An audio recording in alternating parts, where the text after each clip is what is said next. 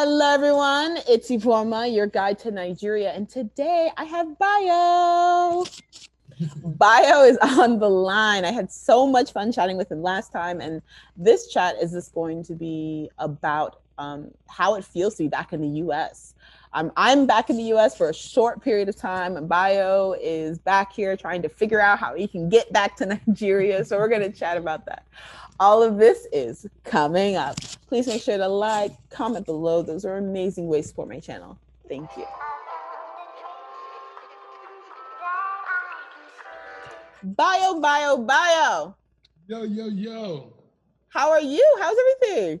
I am doing good. Lots going on, but I'm doing pretty good, actually. Nice to see you. Nice to see you too. Where are you in the US? I am in the middle of nowhere. I am in Kansas, close to Kansas City area, so like on the Midwest part of the US. Okay, so right now I'm calling Bayo from New Jersey. I'm in Jersey. So how is the weather near you, Bayo?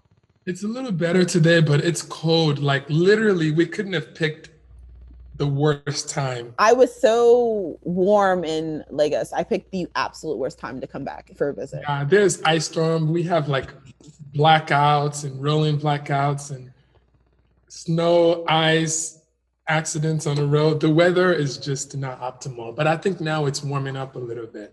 But yeah, so that's what the weather is like here right now. Mm-hmm.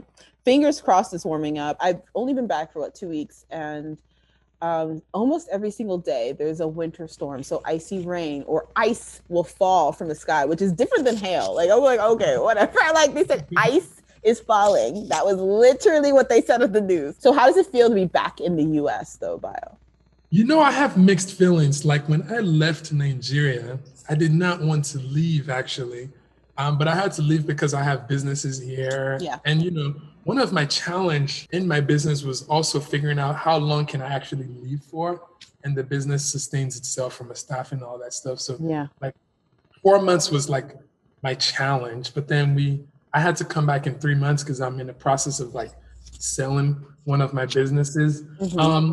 But coming back feels good-ish, but mostly I miss Nigeria so much. Like as soon as I got here, I wanted to be back in Nigeria. I miss like the food, the people, the weather, the community, and the life. Like I felt like I was living, but here I'm back to like my regular wake up, work, go to sleep. So I'm not doing much more extracurricular activities outside of work. like you used to when you were in Lagos. Yeah, so it feels boring here. Yeah. To be but in terms of like a system, definitely I feel like it's nice to have a little bit of break in terms of like the experience of like going to a bank or going to renew your driver's license or like fast Wi-Fi consistently. I know. It's gonna be so fast to upload this video. So I think all of those is great, you know, and like, you know, the water is because I was living on the island and like 24/7 electric. So I think those amenities, I think it's good to like have to not worry about it. But even with that, I still feel like I still prefer to be in Lagos, Nigeria right now, even with all of that. So that's kind of like my experience so far right now. No, that makes perfect sense. When I landed in JFK, which is in New York Airport, it just felt like a switch turned on in my head, and it just felt like everything was just so smooth, so easy. Everything was smooth and easy and boring. Like since I am okay, so the life I'm living right now is literally the same life I lived right before I left. I moved to Nigeria in December 2019. But before then, I was working at a law firm in New York. I just worked all day. I would work, 12 to 16 hours a day. And then, and then I moved to Nigeria, and then I started building an actual life, right? Well, now, since I came back, I feel like I need to make dollars. Like I might as well. So 2 days after I was in Jersey, I got a job at a law firm. I worked 12 hours a day. And it's just back to normal. And so I realized like, wow, like this is the life that I was living right before I left. So I actually made a great decision to move to Nigeria. When I came back and I was like, this is exactly what I used to experience for 30 years of my life. Like, I'm missing nothing. Okay, so when you guys landed, when you and your wife Alex landed, like what was she like? Were you happy to be back for a break? Because you were in Lagos for 4 months.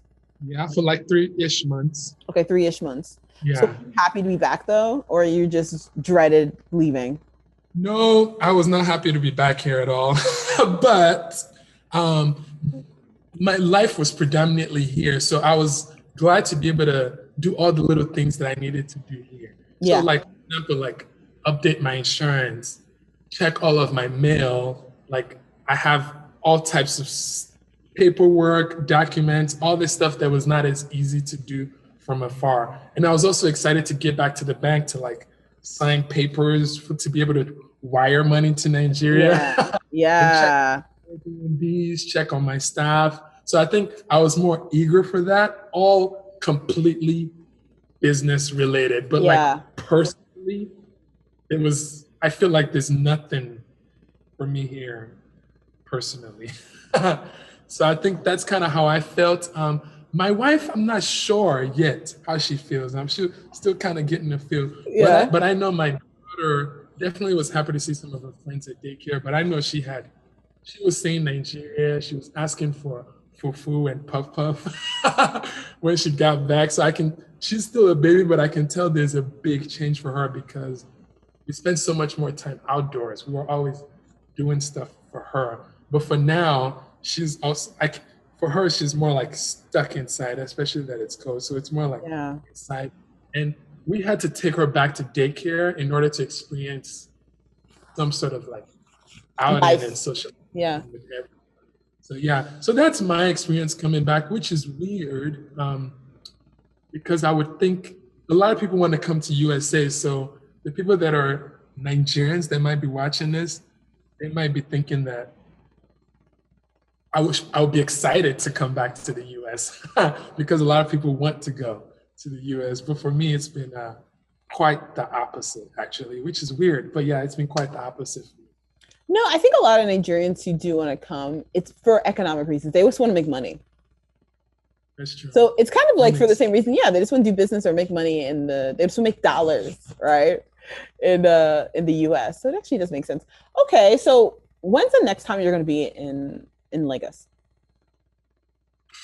I want to come back as soon as possible. Like I'll take a flight tomorrow if I could. So I'm hoping this year sometimes for sure, without a shadow of doubt. I want to come back this year. And I was talking to my wife. So one of the things that um, I want to do for sure, without a shadow of doubt, is make Nigeria at least a second home, whether it's a first home Yes. or second, not yet. So I do want to start thinking of like getting some sort of consistent residence there. So when I travel, I have somewhere to come to. So my process, like I've kind of, this is kind of like the advice that I would give for anybody that wants to relocate is like, you have to go there, test it out, visit, see how you feel before you like make a Yeah. commitment to like relocate. So for me, essentially, staying here for 3 months, I got a very good feel of like how I felt, what my life was like, enough to be able to make the decision that without a shadow of doubt, for sure, I want to have a home in Nigeria. So I want to start that process right away. So I'm very Yeah. eager to. Do you know where you want to buy land or a house? This is so hard because for me, I hung out at the mainland for a short while. I hung out at Lekki Phase One, Victoria Island. I love Lekki Phase One, Victoria Island. Like I absolutely love living there. Mm-hmm. It's expensive, but from like a long-term investment standpoint, to be able to like build this, I'm actually considering. I try to pay attention to like up and coming areas, so I'm actually trying to think towards more of like the Aja, Ibeju, Lekki axis No, it makes to sense. see, yeah, to see if there is a possibility to build something for less amount of money there or buy. So, or maybe potentially in another state that's neighboring Lagos. But honestly, ideally, I love Victoria Island, Lekki Phase One. But like I would want, at the minimum, maybe I would rent there and have an investment property further away. So Yeah. yeah, when I come back, it's one of my highest priorities to actually acquire land and um, also get other people, whether it's like Black people or Africans, to also acquire land because you can acquire it for cheap now. So I feel like the more like we don't have to wait for citizens of other countries to come and buy up our land. Like I feel Mhm. like a Black person living in the US, I want them to have some sort of sense of ownership, like they actually own like a piece of land that's theirs. Because I Yeah. don't know if people have a feeling of ownership in US because it's such a high credit culture. But yeah, so I definitely want to inspire that for sure. Oh, so here's the thing. What do you think is some good advice for people who do want to build the kind of life that you're building? Because you're building a life that you're going to be in Nigeria, what, 4 to 6 months a year, then you're going to be in Kansas the other six. You know, a lot of people find that intriguing. They want that kind of life. So, what is your advice to them? Yeah, for me, it was a goal that I set. So this was not like an immediate thing. So for me, I've been wanting to, for some reason, been drawn to Africa for a while, and I've always wanted to be able to leave and live there for a long time. So this has been like a 2 to 3 months like plan. And what I mean by that is the first step for me was to figure out how can I earn income virtually. So I'm Yeah. working on that for like almost 2 years. So I started like with what I have physically, everything was like required my presence. So I started brainstorming what can I do virtually. So that's how I got a job with consulting. That's how I started my online agency to help gym owners.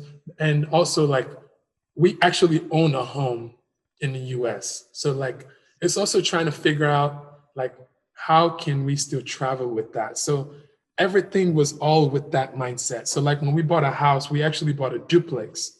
And the idea for us was that when we travel, we're going to rent out Airbnb both of those sides. And that money is what we would use to get a residence for when we travel. And then when we come back to the Ah, okay. And then when we come back to the US, we just block it off for Airbnb and we come back to our house.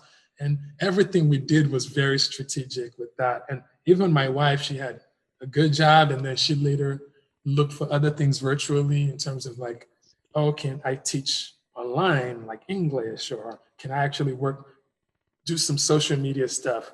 So like now, even the Airbnbs, I had to hire a manager that, okay, I'm gonna be gone from this time to this time. I need you to help me manage it. And while we were gone, like the roof was leaking, the washing dryer broke. He was able to like handle that and he Thank got a goodness. so, and then my staff here, I was able to hire people to cover classes and have them backup of backup. So I think it's a proactive effort to like really think of what do I need to do to make this happen. But to be honest, the, I had a business, so it was a little bit more complicated. And I also had a home, so it was a little bit more complicated. But I actually think in my mind, it was all in my mind. I was actually even better positioned to do it than not. Also, with the kid, was also like, oh my gosh, like we need a little bit more stability for her. Yeah. But I think all the reasons why I thought not to do it was actually the reasons to do it. So I think you Mhm. just have to. For me, I just know that income was the most important thing. So I feel like if I can figure out income, I can overcome most of the challenges of that. So I did not want to like travel to Nigeria and start looking for a job in Nigeria. Yeah, I completely understand, especially for the life that you want to build. It didn't make any sense. Yeah. And I think you can do it. I think you don't need that much income to be comfortable in Nigeria. You Hmm. can have the same like minimum wage in Africa in US can give you a comfortable life in Nigeria. So if you find any type of online work that you can do, I think that would be ideal. And then you can use some of that income to build an asset in Nigeria that can then help you with your long-term goals to where hopefully long-term you're not doing those online stuff, you have an asset that can then generate money for you. That's my advice.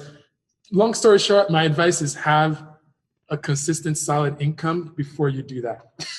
No, I think that's great advice. People need to hear it. That's like very reasonable, because to be broke in Niger, to be broke in Lagos, Lagos is more expensive.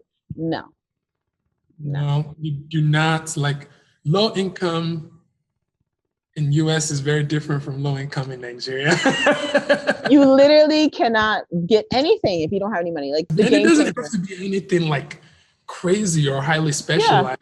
You can, whatever skill set you have, you can You go have to something. You have something. You can go to upwork.com or fiverr.com. I mean, it's like, and you know, like, if, whether you're an accountant, whether you're a lawyer, whether you're like an interior designer, to be like, all of these people, like, a lot of jobs are going online. So like, I literally hired an interior designer online. And what I did is I took a picture of my facility, I measured it, and then I sent it to them, and they created a whole draft. Like, and this person literally is just traveling. A lawyer, now that you're talking about law, I've hired a lawyer online. Like, literally, they have no office, they have no nothing. Yeah. And all over the world. And literally, I just called them and I'm like, hey, I have this. You don't have to meet physically with them. Yeah. And I'm like, I just need this contract drawn up. I have this and that happening. I met with them through Zoom, and they did all the stuff that they did, and it was all good. Like, even, I'm just giving different example, like personal trainers now, they do Zoom workouts with their clients. So almost any skill that you have, unless it's like plumbing or something like that. But even that, that's good.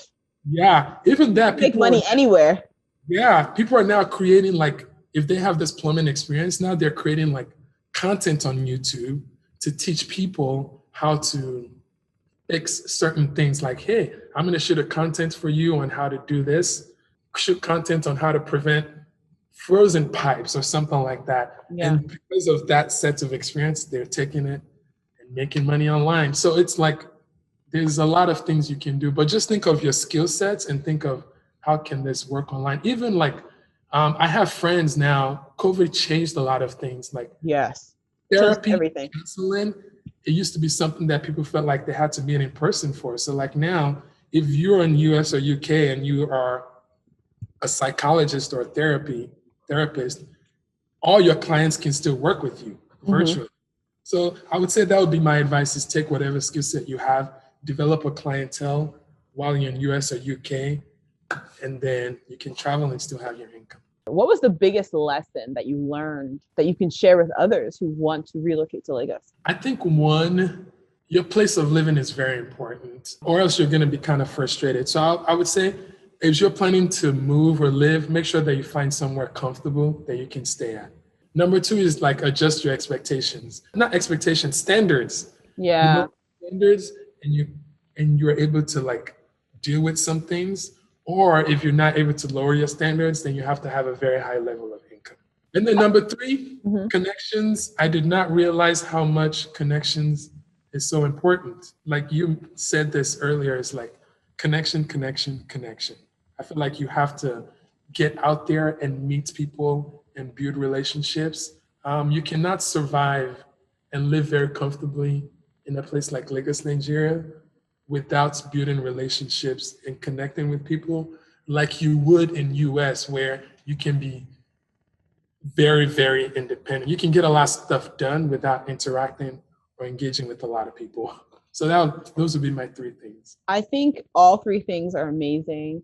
I definitely agree with your third point. I mean, I agree to all your points, but the third point is definitely the one that hit home for me. You know, that has been my lesson. I think if I were to sum up what 2020 was for me, I realized that my network is my experience in Nigeria. You know, when I moved back, since I feel like I'm so American, like I kind of fight against that sometimes. I'm like, oh, I can Google it, I can figure it out. And in the States, you can, right? Bayo, like in the States, you can lead this kind of solitary life with just Google and your cell phone, and you just need power. You know, that's all you need, and you can figure out everything. But you know, Nigeria is not like that. And so a lot of the things I went through were literally completely unnecessary. If I knew somebody, who knew somebody, and I just tell, if I even knew somebody who I could just call and be like, hey, I need to do, I have an issue with X, Y, and Z.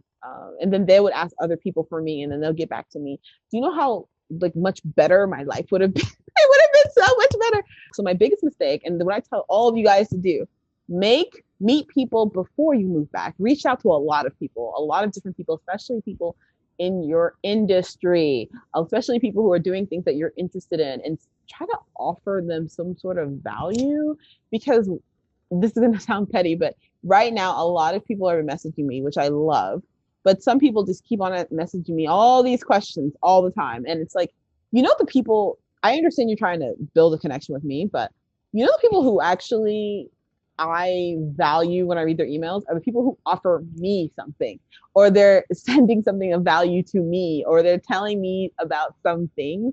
Those are the people that get my WhatsApp number immediately.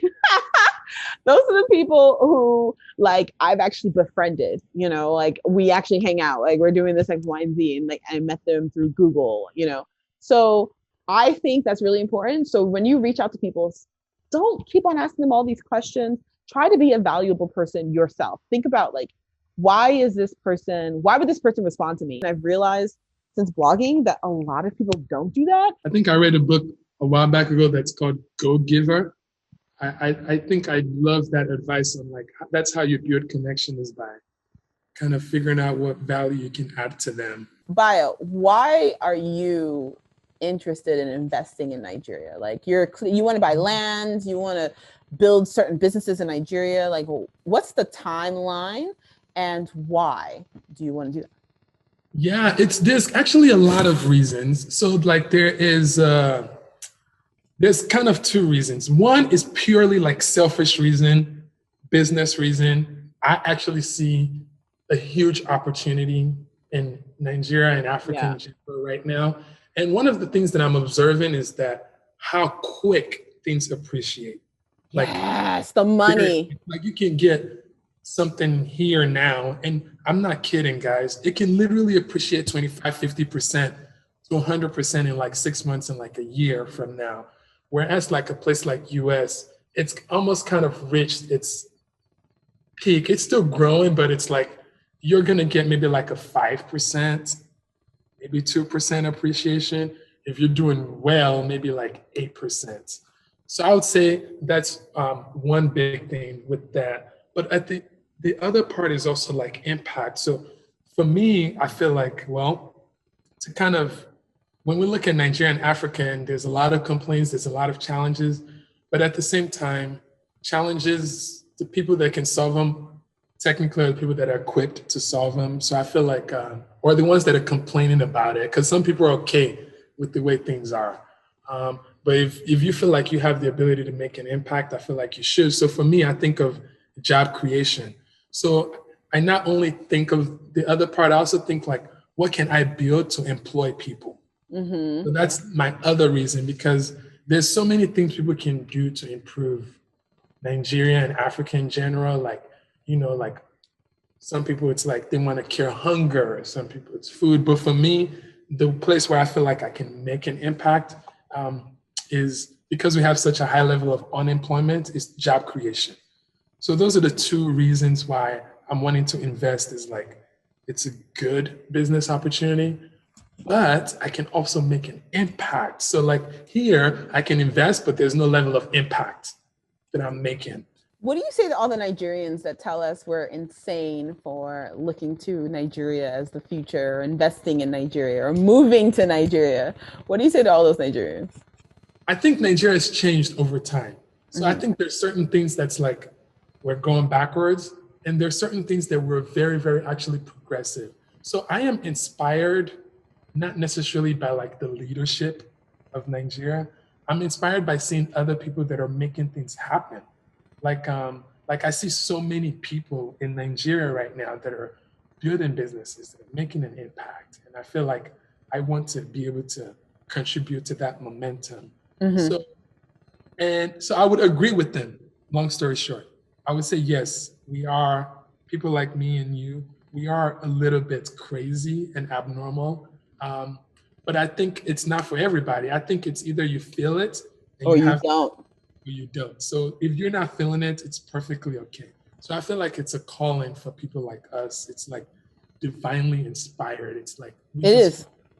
we want to go do it. And if you don't have that in you, then you don't have it. So it's okay. We're just different.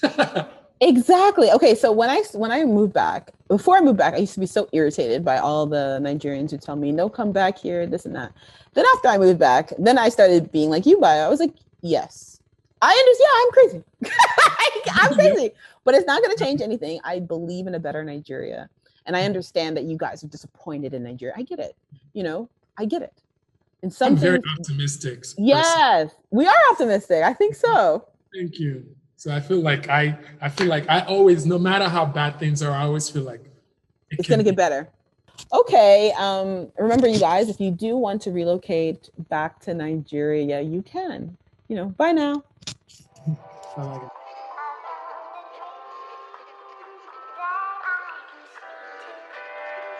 I found a dream that I can speak to.